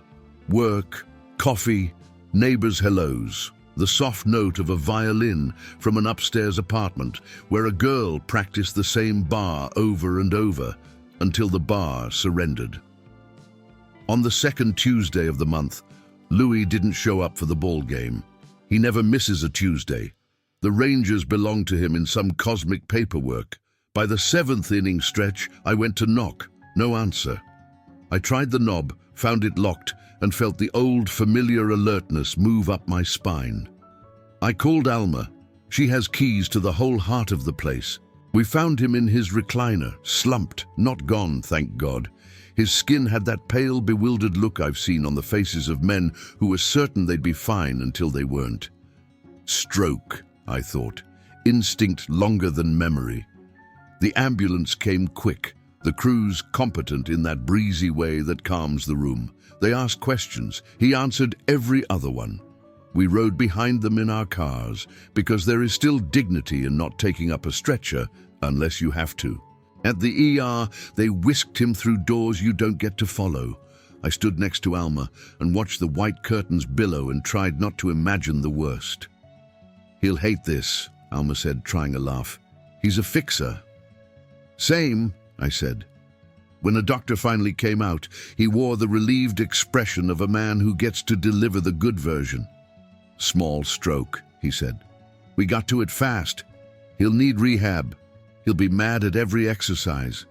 He'll be fine." And we brought Louis home 2 weeks later. The whole courtyard became rehab. Mr. Navarro walked him halfway to the mailbox and back twice a day. The teenager with the basketball taught him grip exercises using a stress ball shaped like a taco. I printed out large font pages of the sports section and sat while he read them with a pencil, circling the words that interested him.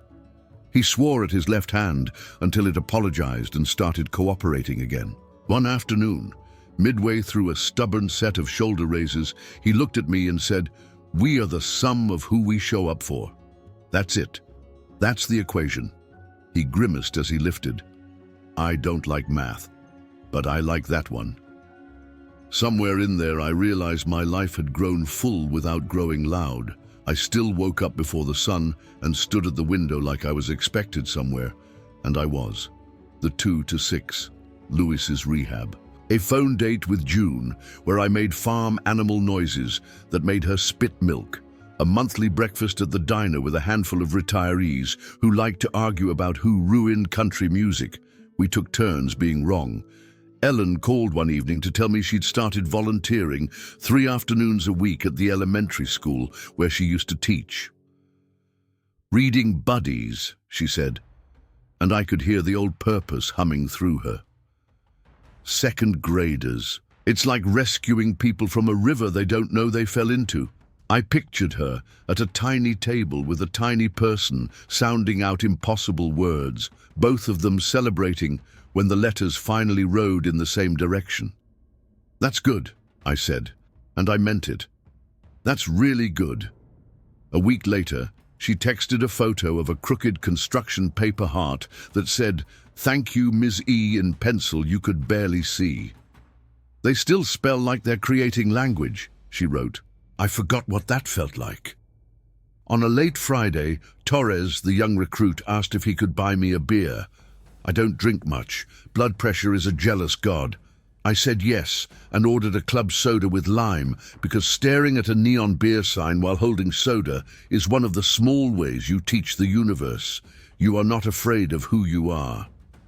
He talked about a girl he'd been dating who didn't like the hours. He talked about missing his mother's cooking and the way his apartment felt like a room he borrowed from himself. I listened, and when he finished, I told him the secret nobody tells men young enough to make it a habit.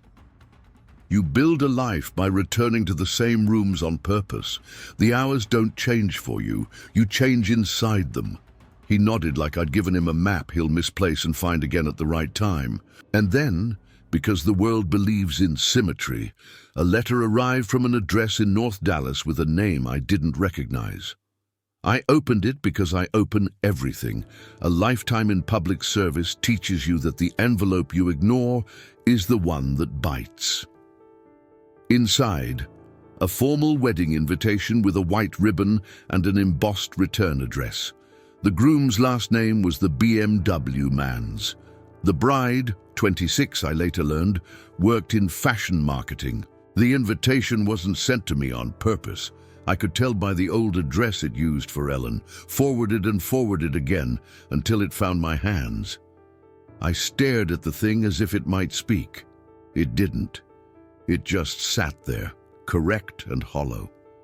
I walked it to my truck, sat behind the wheel, and practiced the oldest ritual I know. I breathed. In through the nose, out through the mouth, like I was teaching a recruit not to throw up on his first day. Then I drove to Ellen's and handed her the envelope on the porch, because I am not the keeper of her hard mail. She opened it, looked at the names, and made the face of someone getting an injection she knows will help, but still hurts. I didn't think... She started, then stopped. You don't have to, I said. She folded the card back into its fancy coffin. I'm not going, she said firm. Good. We sat on the steps like kids again. For a minute it felt like 1987 and shrimp and a rattling AC.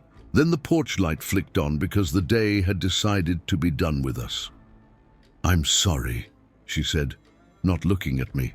The words now like a bead she rubbed between finger and thumb. He was a mirror I thought was a window.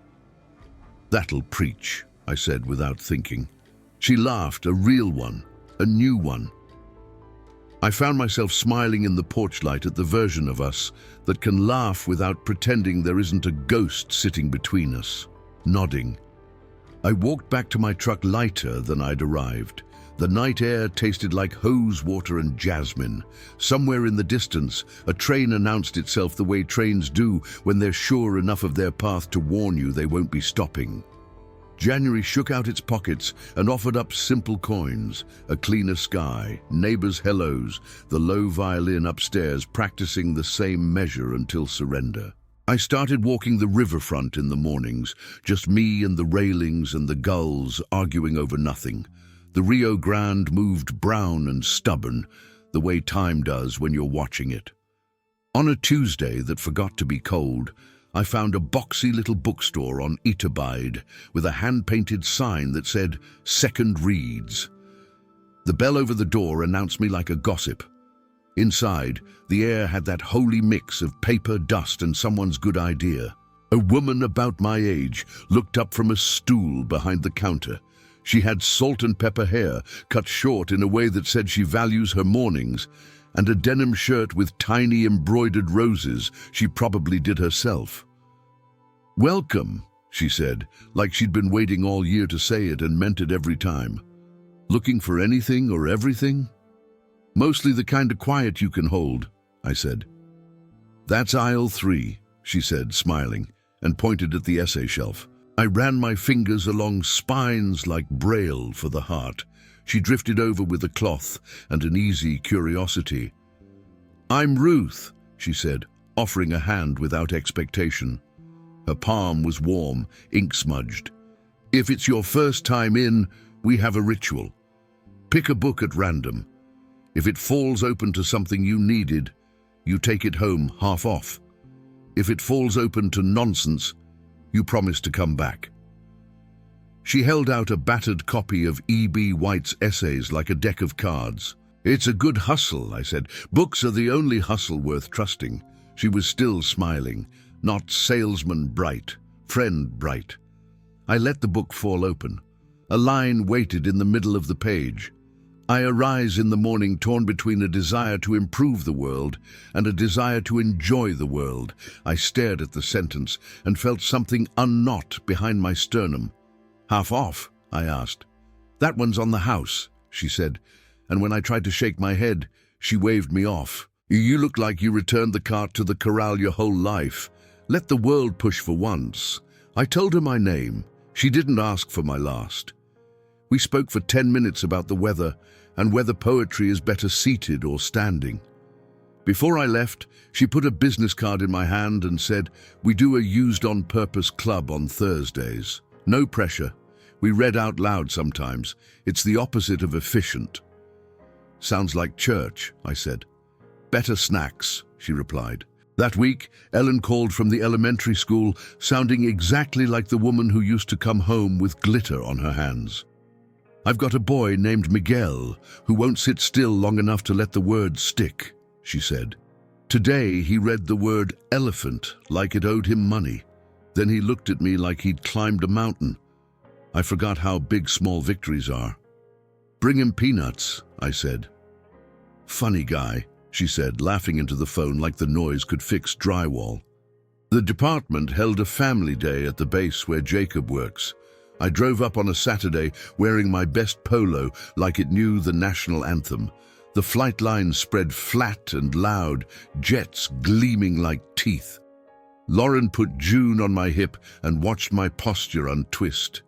"You were built for this," she said softly, and I wanted to argue that nothing builds you for tiny hands. You just learn not to drop the world. Jacob caught us after a demonstration, cheeks red from Texas sun, eyes lit up in a way that only happens when men do what they were born to do. "There's talk of a deployment," he said, low, eyes on his daughter.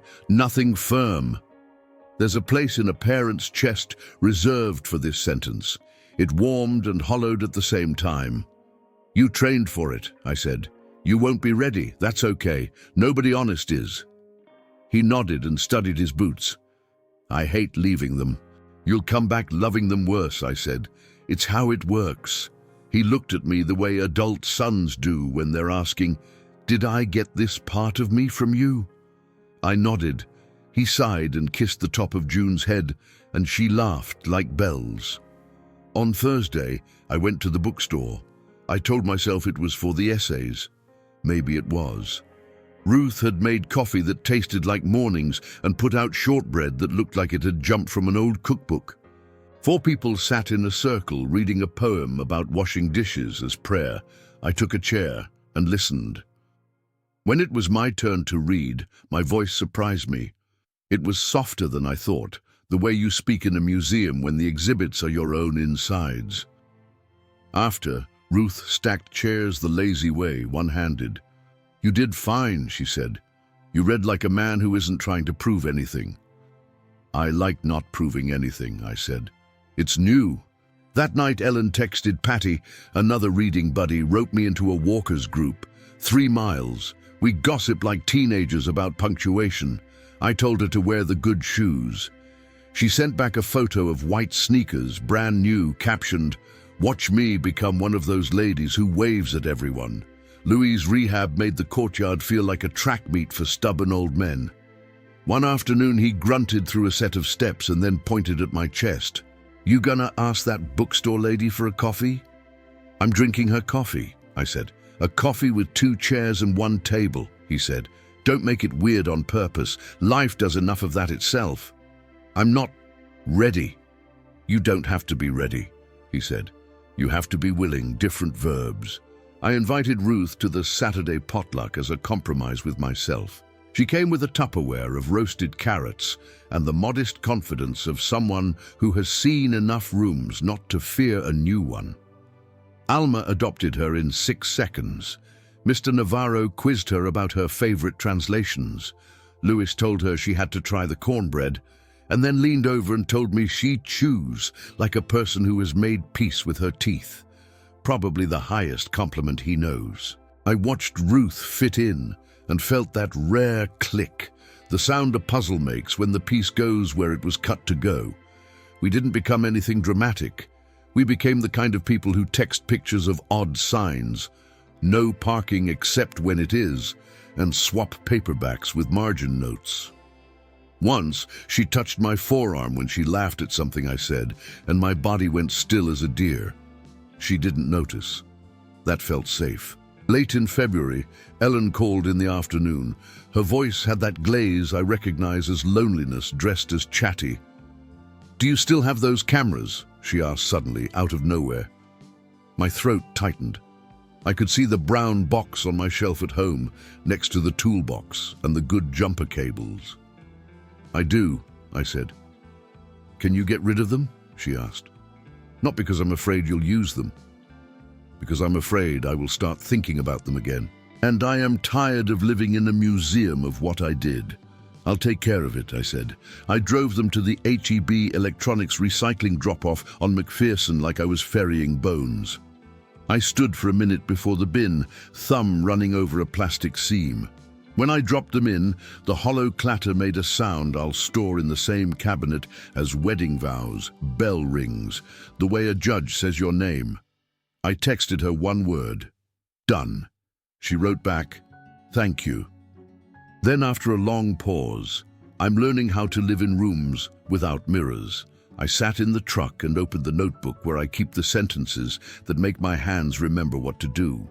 I added, "Sometimes dignity is just not checking. Sometimes it's checking on someone instead.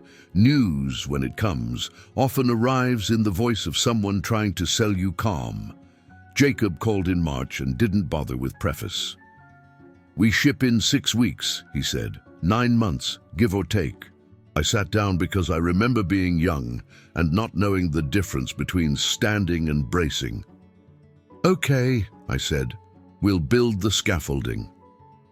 "Lauren's scared," he said, as if this were optional.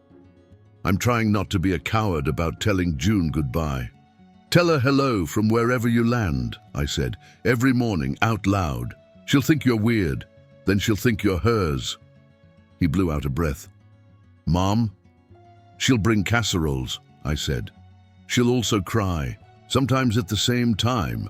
We split the calendar like field generals. I'd do Tuesdays and Fridays in Killeen that first month, help with bath time, diapers, the kind of logistics that make or break an army of two. Ellen would do Thursdays and Saturdays, alternating the overnights, so Lauren would never have to make breakfast for one. Maya claimed Sundays via FaceTime and medical authority and promised to come down once a month, unless the hospital swallowed her whole. On his last weekend home, we stood in Jacob's backyard while burgers charred into something American.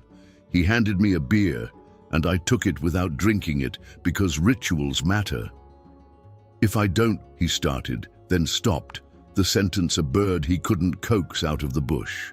"You will," I said, "and if you don't, the work of loving them continues. It'll be heavy and constant, and it will not end, and I will stand there." He nodded, jaw hard, eyes not. Lauren came out carrying June, who had decided that knees are useless and everyone should carry her always. We ate, and later I taught Lauren how to check the air in her tires because I am incapable of being in a driveway and not teaching someone to check something. She listened with the graciousness of a woman who would be fine with or without me, but is kinder with. "Can I say something?" she asked when we finished. "You don't hover, you orbit. It helps." "I try," I said. "I was a hoverer for 30 years. "Orbiting is better," she said. "We can breathe." After he left, the house learned a new patience. I drove up Tuesdays and Fridays. I learned June's nap schedule like a language. I sang "You Are My Sunshine" badly and with conviction. I changed diapers like I was diffusing bombs. I cooked enough for leftovers and labeled things like a man with a system. I was careful not to sit in Jacob's chair. Lauren and I watched one episode of a show at night and refused to feel guilty when we both fell asleep before the twist. On Thursdays, Ellen drove up with a tote bag that contained every possible contingency. Spare onesies, wipes, a tiny hat, a book about colors. She took June on walks, narrating the world to her as if it had been assembled personally. Lauren sent me pictures of Ellen asleep on the couch, the baby asleep on her chest, both of them making the same little O with their mouths. I kept them. When Ellen texted me one, June's hand on her collarbone like a seal, I wrote back a simple heart. We are good at simple now. Back in Laredo, Ruth and I developed a cadence that felt like learning to waltz in socks. She'd tuck a paperback behind the counter with a sticky note that said, "This one forgives everyone and still makes them interesting." I'd arrive with coffee from the shop that burns their beans on purpose, and we'd argue about whether novels owe you an ending or whether they can just stop and let you live. Once we walked down the block for tacos, and she told me her husband died 5 years ago on a Tuesday morning while listening to the weather, and afterward she couldn't hear the forecast without getting angry at clouds. She said it like you set a bowl on a table and step back to see if anyone spills. I didn't. I told her my marriage ended in a courthouse cooler than any church, and that phones learn to vibrate in your bones. We stood on the sidewalk, each of us auditing the other's losses, and then she bumped my shoulder with hers and said, "We are still here." And it sounded like not settling, but deciding. Ellen's walkers group grew from 3 to 6 to a dozen. Patty, who runs it like a parade marshal with a clipboard, called one afternoon and asked if I had a drill. "We're putting up a little free library by the park," she said. "Ellen says you're a man who knows a level's not optional."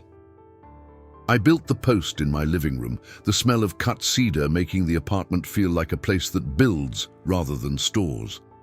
I anchored it in the ground, while Ellen held the level, and Patty criticized like a mother who knows how to make you better.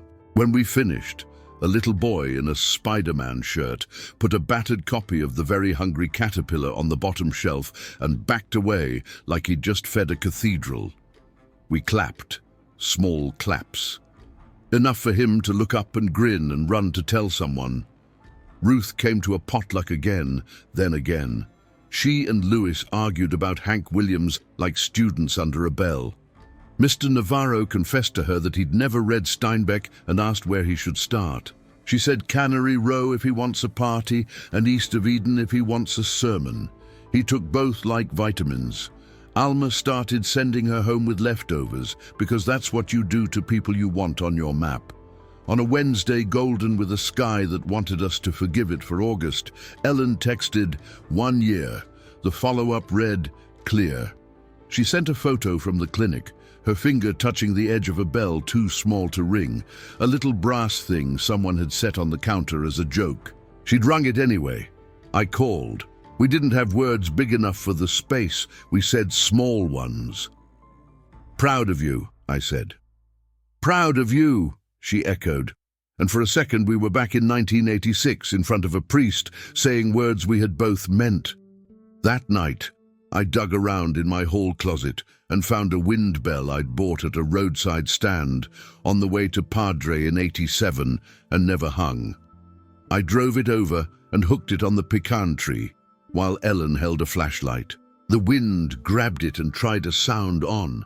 It chose a soft note and repeated it. We stood under it like two patients in a hallway waiting for the discharge instructions. Grateful, embarrassed, alive. Later, back at Casa Verde, I stood at the sliding glass door with White's essays open to a page I'd do-geared. I read out loud to the empty room, because sometimes you have to hear the thing to know you heard it. Hang on to your hat. Hang on to your hope. And wind the clock, for tomorrow is another day. The wind bell in my mind agreed. The morning Jacob came home, the sky did the decent thing and went clear. The base lot filled with people who had ironed their pride and worn it. I stood with Lauren and June near a rope line, while a brass band did its best to hold down a tune against the wind. The plane taxied in slow, ceremonial arcs.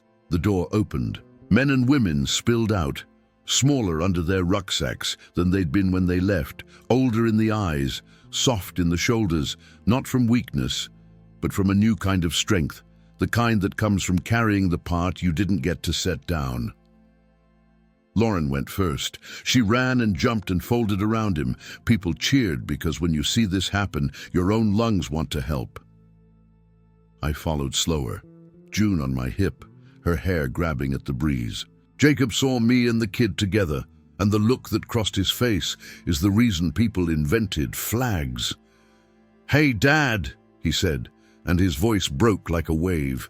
He kissed June's forehead and she slapped his cheek, the way toddlers bless and rebuke all at once. "You did it," I said. "We did it," he said, looking at Lauren, then at me, then at the sky, like he needed that fourth point to make the square. That night we ate bad pizza on good paper plates and argued about whether toddlers should be legally allowed to go to bed. June fell asleep, mouth open, hand on her father's dog tags like she'd been issued them at birth. Jacob went out to the back steps to look at the sky and breathe the thing you only breathe when your boots are on your own dirt. I followed. "You were right," he said. "You're not ready. You do it anyway." "That's almost all of life," I said. He nodded. "There were days I thought about you teaching those kids how to use commas." He grinned. "It calmed me down." "Commas save lives," I said. "Tell that to my CO," he said, and laughed like the man he was before and the man he is now had decided to share a table. Ellen came by the next day with a casserole that could feed a unit. Lauren hugged her like a daughter that got issued, plus a mother she got to keep. We stood long enough in the kitchen that the stale air left and made room for new. Ellen had brought Patty to meet June. "I've been hearing about this baby like she's running for office," Patty said. The women took the baby on the porch and spoke that soft language women speak to babies and each other. I poured coffee and handed a mug to Ellen without thinking. Not a set piece, a reflex. She took it like the holy thing it was. Later, back in Laredo, I stopped at Second Reads. Ruth was rearranging a window display with the intent of an architect and the flexibility of a grandmother. "He's back," I said. "Good," she said, stepping off the stool, wiping her hands, letting relief show. "That's one clock wound." "Thank you," I said. "Not for anything particular, for being on the team." She reached behind the counter and pulled out a small wrapped package. "I wasn't sure when," she said, "so I made this in the meantime." Inside was a bookmark, leather, dark, stamped with a line of mine she'd written down some Thursday and sent off to a friend who owed her a favor. Sometimes dignity is just not checking.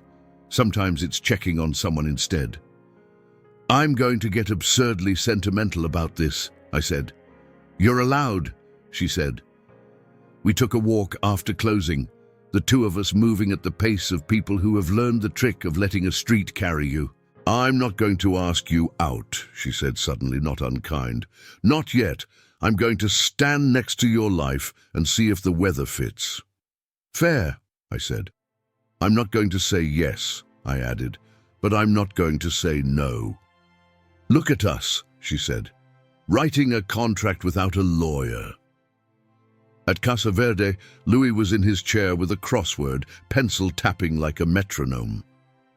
"You look like a man who has both feet under him and hasn't forgotten who put one there," he said. "Some days," I said. He folded the newspaper and looked at me over the top. "You ever think about preaching?" "I do it," I said. "They just call it training, and I wear a cheaper tie." May rolled around again like a neighbor with a casserole dish you finally remember to return. 2 years since the cameras, 1 since the bell, 50 since I signed my name on a paper that said I'd be useful. The department mailed me another letter, a Form 1, unsigned, thanking me for renewing another year. I pinned it to the corkboard with a thumbtack and the tender irony of a man who knows there are no guarantees and is choosing one anyway. Ellen had a reading buddies party at the school, a gym full of second graders holding books like they'd found the controls to the spaceship. She asked if I'd come take pictures the way you take pictures, which is to say calmly and from the side, so the moment looks like itself and not a pose. Patty waved me over like a cousin at a reunion. We ate store-bought cupcakes and drank juice boxes because some indulgences ignore birthdays. Miguel, the elephant boy, ran up with the lion, the witch, and the wardrobe and said, "I like this because the animals talk and nobody says that's dumb." I told him he'd make a good cop. He asked why. "Because you already listened to the impossible," I said. He nodded like I'd seen through his skull to the spot where his bravery was still soft. On a Sunday, so clear you could read by it, Ellen asked if I'd come over and look at the pecan tree. "Wind broke a limb," she said. "I don't trust myself with the ladder." I brought the ladder and the saw and the belt I retain like a superstition from the job. We cut what was dead and left what would bloom. When we were done, we stood back and admired nothing, the way you admire a surgery scar. The bells swung gently and said a note I hadn't heard before. "You're good at this," she said. "Sawing? Leaving things better than you found them," she said. I shrugged. "It's a creed." We sat on the back steps and watched the afternoon choose its color. She picked at a splinter and then looked at me like she'd decided to let a sentence loose and see where it ran. "I forgave you," she said, and I laughed despite how much I wanted to be solemn. "For what?" "For putting in the cameras," she said.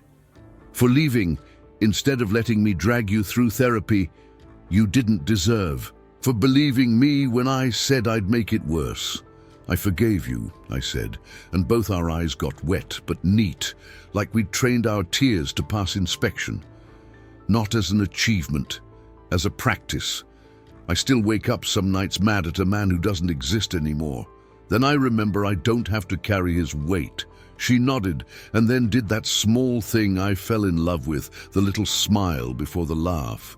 "Thank you for not making me the villain of your story," she said. "You make yourself the villain or the witness," I said. "I'm trying to keep my badge." After she went inside, I sat a while longer with the ladder and the saw in my hands. I thought about the cameras in the HEB bin. I thought about the vow at 18 and the vows at 29. I thought about my father with his thermos and my mother with her feed store receipts and the way they kept the world going in small ways that add up to a country. Back home, I wrote a letter, not to anyone with an address, to the boy I was, the one with the academy haircut and the idea that everything important comes with a ceremony. I wrote, "You will think the big moments define you. They will guide you, sure. But watch this instead. The mornings you make coffee and bring it to someone who's not ready to face the day. The afternoons you walk a baby until your arms burn and your heart learns her breath. The nights you decide not to look. The afternoons you set a book in someone's hand and say, 'This might help. You can build a life with these.'" I slid the letter into the back of White's essays and put the book on the shelf near the door so I'd see it when I went out. And it would see me coming back. At dusk, the courtyard filled up for another potluck because we are a people who refuse to stop requiring each other's casserole dishes.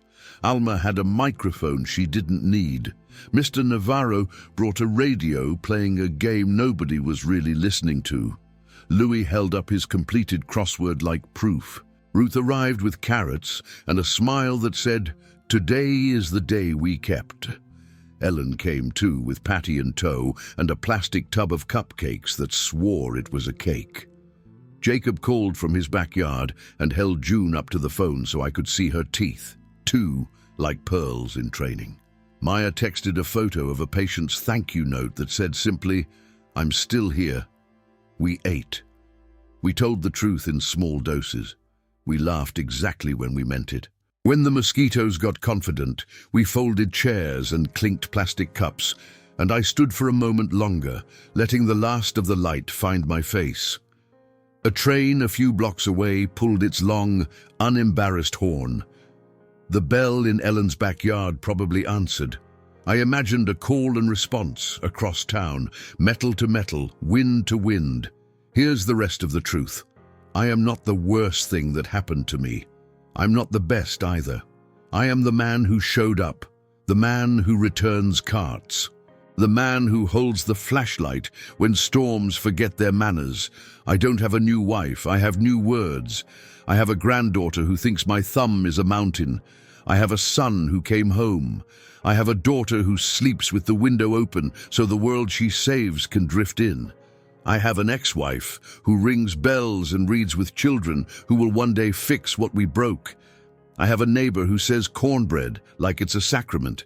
I have a bookstore with a bell over the door that rings me back into myself. And for as long as I'm able, in this city I know, by the feel of the curbs and the sound of the flags, I'll keep showing up, quietly, on purpose, with my hat, my hope, and my hands.